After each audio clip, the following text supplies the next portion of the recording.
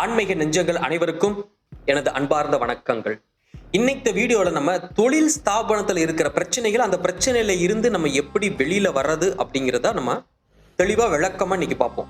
அந்த தொழில் ஸ்தாபனத்துல எப்படி திருஷ்டி சுத்தி போடுறது, கர்மாக்கள் எப்படி அந்த தொழில் ஸ்தாபனத்துல அமையுது, அதுல இருந்து நம்ம எப்படி வெளியில வர்றது, எந்த மாதிரியான தொழிலுக்கு எந்த மாதிரியான தெய்வத்தை நம்ம வணங்குனா நமக்கு சிறப்பா இருக்கும், இதை பத்தி எல்லாம் நம்ம இன்னைக்கு பதிவுல பார்ப்போம். கடை வச்சிருக்கிறவங்க தொழில் நல்லபடியா நடக்கும், நல்ல வியாபாரம் நடந்துகிட்டே இருக்கும். ஆனா பணம்னு பாத்தீங்கன்னா கையில 10 பைசா தங்காது. பக்கத்து கடையில கூட்டம் அதிகமா இருக்கும். வர்ற கஸ்டமர்ஸ் எல்லாம் பக்கத்து கடைக்கு போவாங்க. ஒட்டுனாப்படி நம்ம கடை இருக்கும், நம்ம கிட்ட அதே பொருள் இருக்கும், ஆனா நம்மகிட்ட மட்டும் வரமாட்டாங்க. இது ஏன்னு நமக்கு புரியாது. இல்லைன்னா வியாபாரம் நல்லா போய்கிட்டு இருக்கும், ஒரு 3 மாசத்துக்கு வருமானம் நல்லா இருக்கும். திடீர்னு பாத்தீங்கன்னா அடுத்த 3 மாசத்துக்கு எந்த வருமானமே இருக்காது. அப்படியே சும்மா இருக்கும் வச்சிருக்கிற பொருள் எல்லாமே, என்னன்னே புரியாது. அப்புறம் நம்ம யாரையாவது தேடி ஓட மாதிரி இருக்கும். ஏதாவது ஒரு கோயில்களுக்கோ இல்லை யாராவது சாமி சொல்றவங்க இல்லை ஏதாவது பூஜாரியா மந்திரிச்சு கொடுக்குறாங்க, அதை பண்றாங்க இதை பண்றாங்கன்னா நம்ம அதை தேடி ஓட ஆரம்பிச்சோம்.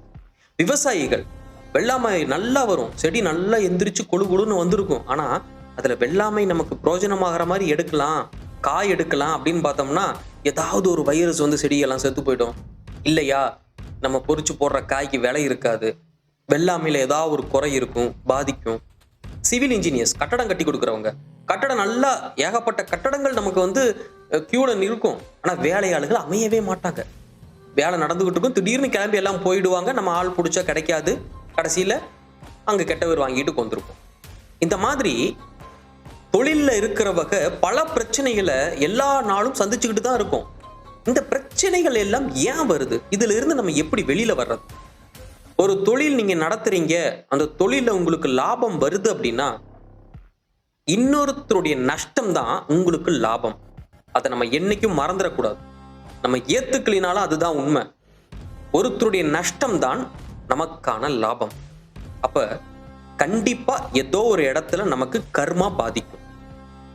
அதே மாதிரியே திருஷ்டிகள், நமக்கு தொழில் நல்லா நடந்துகிட்டு இருக்குதுன்னா போறவன் வர்றவன்லாம் அந்த அவனுக்கு என்னப்பா தொழில் நல்லா நடக்குதுன்ட்டால முடிஞ்சு அங்க அவ்வளவுதான். அதுக்கப்புறம் அந்த கடையில எந்த வியாபாரமுமே இருக்காது. உறவினர்களே போதும் இதுக்கெல்லாம். உறவினர்கள் உறவுக்காரங்க நம்மகிட்ட வியாபாரம் ஆகிறத பார்த்து போட்டு நல்ல வியாபாரம் ஆகுதியா அப்படின்ட்டான்னா பூச்சி அவ்வளவுதான். அதுக்கப்புறம் வியாபாரமே ஆகாது. கண் திருஷ்டி, பல் திருஷ்டி, பல பேர் போவாங்க. ஒரு வியாபார ஸ்தலம்னா பல ஆட்கள், பல விதமான மனிதர்கள், பல கர்மாக்களோட, பல பிரச்சனைகளோட பல பேர் அந்த இடம் போவாங்க.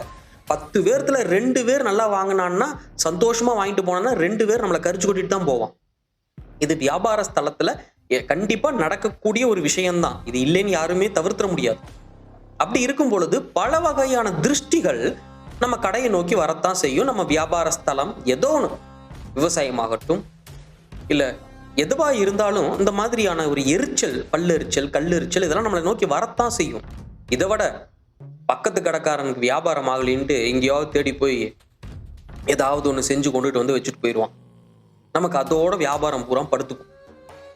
இந்த மாதிரி பல பிரச்சனைகள் தொழில் நடத்துறதுல இருந்துகிட்டே தான் இருக்கு. நாளுக்கு நாள் தினமும் நாம் சந்திச்சுக்கிட்டே தான் இருக்கோம். ஆனா இதுக்கு தான் அழகா ஒரு வழிமுறைகளை நம்ம முன்னோர்கள் நமக்காக சொல்லி கொடுத்துட்டு போயிருக்காங்க. திருஷ்டி கழிக்கிறது. இந்த திருஷ்டி கழிக்கிற முறையில பல முறைகள் இருக்கு. இன்னமும் எந்த தொழிலுக்கு எந்த தெய்வத்தை பிடிச்சா நமக்கு சரியான ஒரு வழிகாட்டுதல் இருக்கும், தொழில் நல்லபடியா நடக்கும் அப்படின்றத இந்த வீடியோவோட கடைசியில் நான் சொல்லியிருக்கேன். ஸோ வீடியோவை ஃபுல்லா பார்த்தீங்கன்னா உங்களுக்கு இதனோட உங்க தொழிலுக்கு தகுந்த மாதிரியான ஒரு தெய்வத்தை நீங்க தேர்ந்தெடுத்து அந்த தெய்வத்துக்கான வழிபாடுகளை நீங்க டெய்லியும் பண்ணிக்கிட்டோ இல்லை வாரத்துக்கு ஒருக்காவோ இல்லை மாசத்துக்கு ஒருக்காவோ நீங்க அந்த வழிபாடுகளை கரெக்டாக பண்ணிட்டு வந்திருந்தீங்கனாலே உங்களுக்கு தொழில் நல்லபடியா அமைஞ்சுக்கும். இந்த திருஷ்டி கழிக்கிறது எப்படிங்கிறத நான் முதல்ல சொல்லிடுறேன். ஒரே ஒரு நீர் பூசணிக்காய். நம்ம என்ன பண்றோம், வெள்ளிக்கிழமை ஒரு நாள் கடைக்கு முன்னாடி சூடத்தை பருத்தி தேங்காயை உடைச்சிட்டு போயிட்டே இருக்கும், அவ்வளவுதான். பட் அது மட்டும் பத்தாது. ஒரு நீர் பூசணிக்காயை வாங்கி கடையில ஒரு 3 நாள் வச்சிருங்க. 3 நாள் அந்த கடையிலோட முன்னாடி வர்றவங்க எல்லாம் பார்வையில படுற மாதிரி ஒரு நீர் பூசணிக்காயை வச்சிடுங்க. 3 நாள் கழிச்சு அந்த நீர் பூசணிக்காயை உங்க கடையை பார்த்து சாயந்தரமா ஒரு 8 மணி 9 மணிக்கு மேல நைட்டு கடையை சாத்தும் பொழுது உங்க கடையை பார்த்து சுத்தி அங்க முன்னாடி உடைச்சிட்டு அதுக்கு மேல குங்குமத்தை தடவி எடுத்து ஓரமா வச்சுட்டு போயிடுங்க. அப்படி நடுரோட்டில் விட்டணுங்கிற அவசியம்லாம் இல்லை. அதை அப்படியே எடுத்து உங்க கடை வாசப்படி நேர் 2 பக்கமும் ஓரமா வச்சுட்டு போயிடும். திருஷ்டி கழிஞ்சிடும். எல்லாரும் என்ன பண்ணுவாங்கன்னா நீர் பூசணிக்காயில ஓட்டையை போட்டு அதுக்குள்ள குங்குமத்தை தடவி மேலே போட்டு மூடியை போட்டு மூடி வைப்பேன். கரெக்டாக அந்த முக்கோணம் மாட்ட ஓட்டையை போடுவாங்க. போட்டு உள்ள குங்குமத்தை வச்சுட்டு அதுக்கு மேலே மறுபடியும் ஒரு சில்லற காசெல்லாம் போட்டு மூடி வைப்பாங்க. அதில் எந்த பிரயோஜனமும் இல்லை.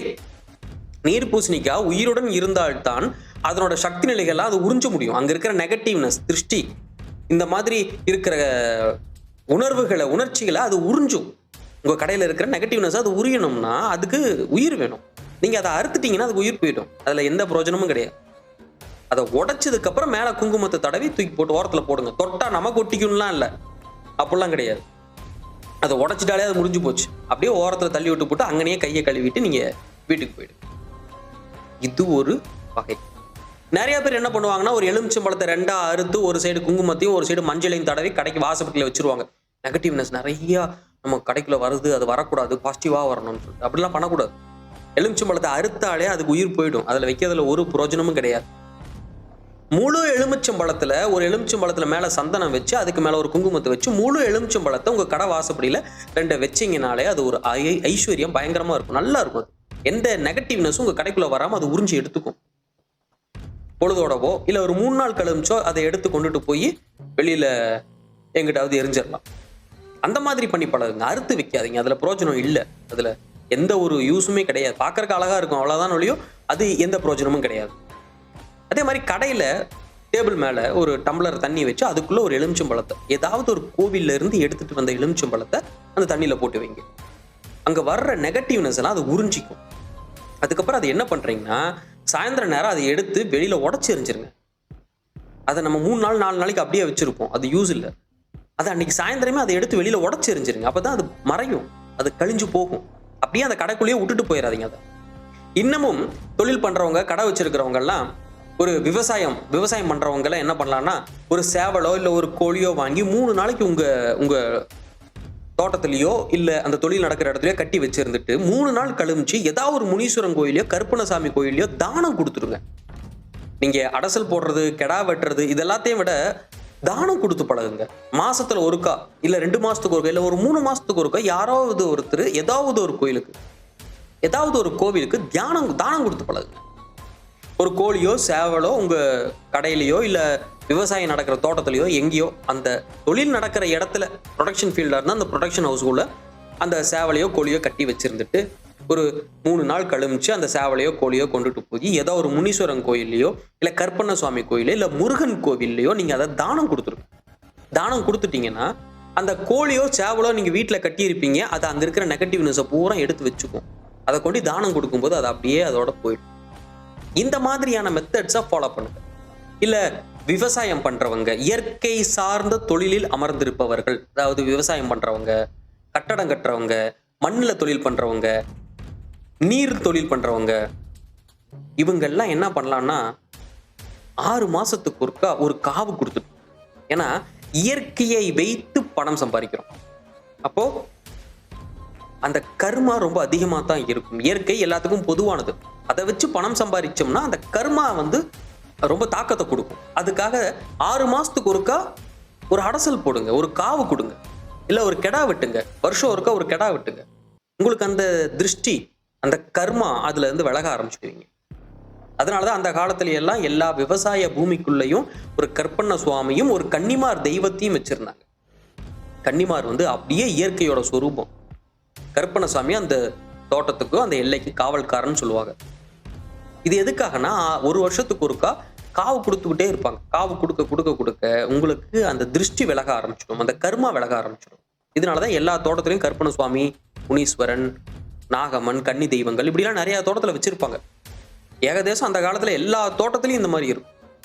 அதே மாதிரி நம்ம என்ன தொழில் பண்றோமோ அந்த தொழிலுக்கு தகுந்த மாதிரியான ஒரு தெய்வத்தை நாம் தேர்ந்தெடுத்து வாரம் ஒருக்கா இல்லை டெய்லி இல்லை மாசம் ஒருக்கா அந்த கோவிலை நம்ம போய் சாமி கும்பிட்டு வர்றதோ இல்லை பூஜைகள் கொடுக்கறதோ இல்லை அன்னதானம் கொடுக்கறதோ, இந்த மாதிரி ஏதாவது ஒரு வழிபாடு முறையை நம்ம காலத்துக்கும் வச்சுக்கிட்டே இருக்கணும். கேரளாவில் இன்னைக்கும் பார்த்தீங்கன்னா காலையில் எந்திரிச்சு குளிச்சுட்டு அந்த ஊரை சேர்ந்த கோவிலில் போய் சுவாமி கும்பிட்டுட்டு தான் அவங்க அந்த கடையவே திறப்பாங்க. நம்ம சைடெல்லாம் அதை இப்போ பண்ணுறதில்ல. கோவிலுக்கு போகிறதே ரொம்ப ரேர் ஆயிடுச்சு. தினமும் காலையில் உங்கள் தொழில் ஸ்தாபனம் எங்கே அமைஞ்சிருக்கோ அந்த இடத்தை சேர்ந்த தெய்வம், அந்த ஊரை சேர்ந்த தெய்வத்துக்கிட்ட தினமும் காலையில போய் கும்பிட்டுட்டு வந்து அதுக்கப்புறம் நீங்க அந்த தொழிலை ஆரம்பிச்சு பாருங்க. கடையை திறந்து பாருங்க. வியாபாரம் அமோகமா இருக்கும். திருஷ்டிகள் எல்லாம் விலக ஆரம்பிக்கும். இதெல்லாம் செய்யறதை விட்டுட்டு மாந்திரியவாதிகிட்ட போய் மாந்திரியம் பண்ணி வச்சுக்கிறது, வசியமை வாங்கி வைக்கிறது, கயிறு கட்டுறது, தகுடு வாங்கி வைக்கிறது, எந்திரம் எல்லாம் ஆள் பார்த்து வாங்கணும். யாரு சரியான ஆளோ அவங்க கிட்ட இருந்து வாங்கி வச்சுதான் அதை முறையா பயன்படுத்தணும். நம்ம வாட்டுக்கு யாரோ ஒருத்தர் கொடுக்குறாங்க, எங்கேயோ கிடைக்குதுன்னு வாங்கி கொண்டாந்து கடையில வச்சுக்கிட்டோம்னா 6 மாசத்துக்கு நல்லா இருக்கும். 6 மாசம் கழிச்சு நீங்க எவ்வளவு சம்பாரிச்சீங்களோ அதுக்கு ஈடான நஷ்டத்தை கண்டிப்பா அது கொடுத்துரும். யோசிச்சு பாருங்க என்ன நடந்துச்சுன்னு புரியும். மறுபடியும் அதே ஆளுகிட்டே போய் மறுபடியும் இன்னொன்னு வாங்கி கொண்டாந்து வைப்போம். இது கண்டினியூஸா எத்தனை காலத்துக்கு நீங்க கொண்டு வர முடியும்? அது நார்மலைஸ் ஆகாது. நார்மலைஸ் ஆகணும்னா நீங்களே உங்க தொழில் சார்ந்த ஒரு தெய்வத்திடம் அடைக்கலம் சேரு. எல்லாம் நன்மையாகவே நடக்கும். நன்றி, வணக்கம்.